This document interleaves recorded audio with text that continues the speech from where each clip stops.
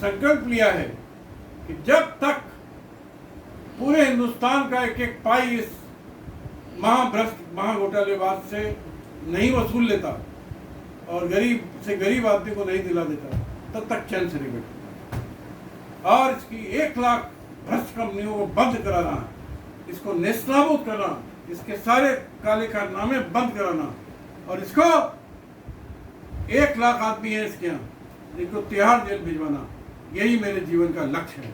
और इसी लक्ष्य को लेके मैं चल रहा हूँ। इसी लक्ष्य को लेके मैं बैठा था। शाम को कॉल आ गई कमिश्नर साहब की कि वो कोई बहुत ज़्यादा बिजी है, नहीं आ पा रहे हैं। हमसे रिक्वेस्ट की गई कि आप मिल लीजिए। मैं मिला। उन्होंने वादा किया कि जैसा मैं चाहता था कि कानपुर के सभी थानों में 50 FIR इसके खिलाफ आने वाले 10-15 दिन के अंदर में हो जाएंगी और गिरफ्तारियां हो जाएंगी। बड़े से बड़े आदमी को कह रहे हैं हम छोड़ेंगे नहीं, गिरफ्तार करेंगे, और उसके बाद आपका भुगतान अपने आप इनको करना पड़ेगा, चाहे उसके लिए कुछ भी करना पड़े, ऐसा कमिश्नर साहब ने उनको वादा किया। तो कुल मिला के ये लड़ाई हिंदुस्तान की बहुत बड़ी लड़ाई है। इसमें अकेले 4 सोसाइटी ने करीब 1 लाख करोड़ रुपए का गबन किया है और करीब 1 लाख कंपनियों हैं जिसमें उन्होंने 24 लाख करोड़ का गबन किया। इसके लिए मैंने प्रधानमंत्री से सैकड़ों बार मांग की है कि इसकी सभी कंपनियों की, सभी सोसाइटी की फॉरेंसिक ऑडिट हो, फॉरेंसिक जांच हो, लेकिन प्रधानमंत्री सुनने वाले नहीं। मैं सैकड़ों शिकायतें भेज चुका। मैंने कहा कि इसके लिए एक अलग से सुप्रीम कोर्ट के जज के नेतृत्व में एक कमेटी गठित कर दी जाए, उसमें कम से कम 100 लोग हो, चूंकि बड़ा मामला है। वो भी कुछ नहीं हुआ। इसके अलावा अमित शाह को हजारों शिकायतें भेज चुका हूँ, लेकिन वो टच से मस नहीं होता है। योगी जी को हजारों शिकायतें भेज चुका हूँ। उनसे कहा मैंने कि आप बड़े बड़े गैंगस्टर के यहाँ बुलडोजर चलवा रहे हो, इसके यहाँ क्यों नहीं चलाते? ये दुनिया का सबसे बड़ा गैंगस्टर है। लेकिन योगी जी शांत है इसके मामले में। क्यों शांत है ये योगी जी जानते होंगे। लेकिन मेरा एक ही लक्ष्य है, पूरे भारत का 25 करोड़ लोगों का 25 लाख करोड़ रुपए दिलवाना दिलवाना दिलवाना। जय हिंद, जय भारत। सर, आप गरीबों की लड़ाई लड़ रहे हैं। आपके यहाँ आने से पूर्व हमने सहारा के अधिकारियों से संपर्क साधने की कोशिश करी जी।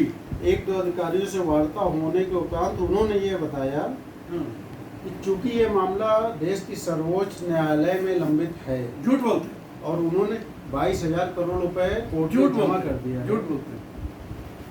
तो ऐसा है, वो 22,000 करोड़ रुपए नंबर 2 का ब्लैक मनी है। एक बात, जैसे मैंने आपको कहा घोटाला 25 लाख करोड़ का है, 22,000 करोड़ तो उसका एक बहुत छोटा सा अंश है। इसलिए इसकी सारी बातें झूठी, मक्कार है, सेबी की वजह से कुछ नहीं है। और इसके ये लोग जहां मैं अनशन में बैठा था वहां ताला लगा के भाग गए। दूसरा सर, एक आप पे बड़ा आरोप आज शाम को ये लगा है, शाम को सहारा के द्वारा, कि आप जो ये कर रहे हैं ये केवल अपनी कमाई के लिए कर रहे हैं। 10% 15% इन लोगों से ले रहे हैं। सुन लीजिए, अब इसमें सुन लीजिए।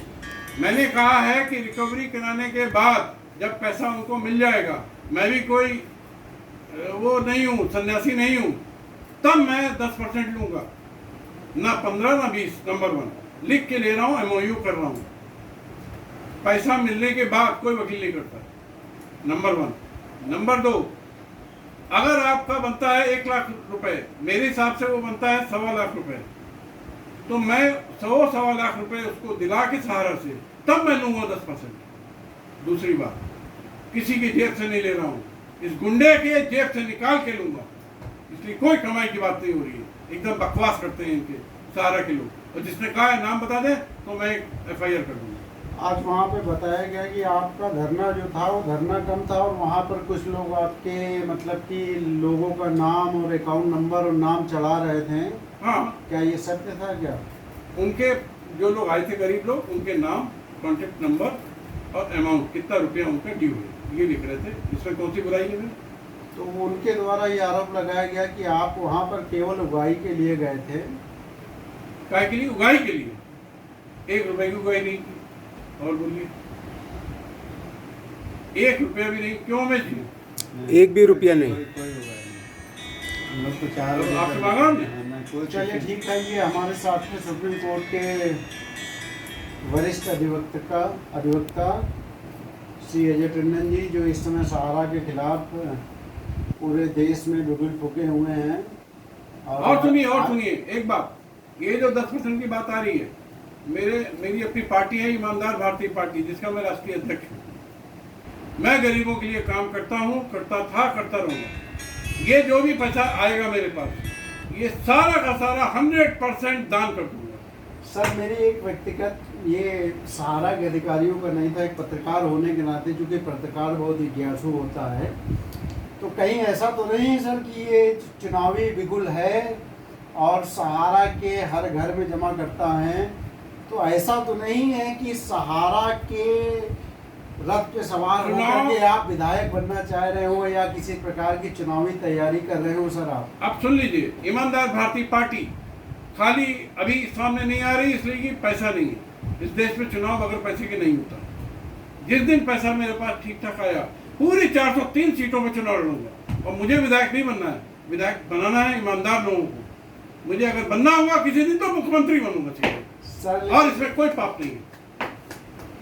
अच्छी सोच है सर आपकी, मगर सर एक प्रत्यक्ष अप्रत्यक्ष और इसके लिए किसी के सहारा मुझे नहीं चाहिए।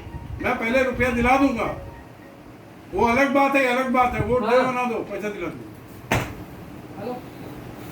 आपको सर क्या लगता है कि सहारा का जो मामला है वो इतना मतलब समय क्यों ले रहा है, क्यों गरीब जनता को?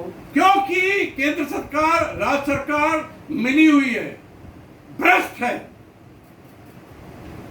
मोदी जी झूठ बोलते हैं कि ऑनेस्ट हैं, वो सहारा से मिले हुए हैं, योगी मिले हुए हैं, सारे मुख्यमंत्री मिले हैं। क्योंकि उनका सुप्रीम कोर्ट ने भी कहा है उस निर्णय में कि 1 लाख करोड़ रुपए मिनिमम जो सामने आ रहा है, उससे हो सकता है 5 लाख करोड़, 10 लाख करोड़। ये रुपया ब्लैक मनी नेताओं का, मंत्रियों का, मुख्यमंत्रियों का, प्रधानमंत्रियों का, IAS का, IPS का, IRS का सहारा में लगा है। इस कारण से देर हो गई। अब दम हो तो इसको चलवा दो नेशनल न्यूज पे, मेरे पास सबूत है। चलिए, ये थे हमारे साथ सुप्रीम कोर्ट के अधिवक्ता श्री अजय टंडन जी, जो खुलेआम चुनौती ठोक करके कह रहे हैं और अपनी बात को बहुत बेबाकी से रख रहे हैं और अपनी साफ गोई के लिए प्रसिद्ध है और कानपुर की जनता के लिए बहुत मजबूती से लड़ाई कर रहे हैं। और आज सुबह प्रातः 9 बजे से ये काकादेव रीजन कार्यालय पर मौजूद थे और शाम को 7 बजे शायद काका जिला कमिश्नर से पुलिस कमिश्नर कानपुर थे। और सर, एक थोड़ी सी जानकारी लेना चाहेंगे, क्या कल भी आपका ये अनशन जारी रहेगा? कल मैं वहां रहूंगा। अनशन के बारे में हमारे साथी डिसाइड करेंगे। हम तो बगैर खाए पिए जाएंगे। अब वहां पर ये लोग तय करेंगे कि मैं अनशन आगे बढ़ाऊं या खाली वहां मैं दिन भर धरना प्रदर्शन करूं, क्योंकि मैं अकेला निर्णय नहीं लेता, सब लोग मिल के लेते। चलिए, इन्होंने बताया कि इनकी एक समिति है, एक टीम है, वो तय करेगी कल की रणनीति। लेकिन आज का जो धरना प्रदर्शन था, पूरा दिन इन्होंने बगैर पानी और बगैर खाने के गुजारा और जनता भी काफ़ी मात्रा में वहाँ पर मौजूद थी। कैमरामैन राधेश्याम मिश्रा के साथ, TV news 9। Thank you. Okay.